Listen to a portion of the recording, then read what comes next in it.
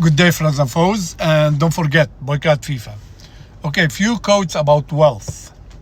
All right, first one, and I quote: "If we command our wealth, we shall be rich and free. If our wealth commands us, we are poor indeed." Edmund Burke. Second one, and I quote: "Having money is a way of being free of money." Albert Camus. And thirdly,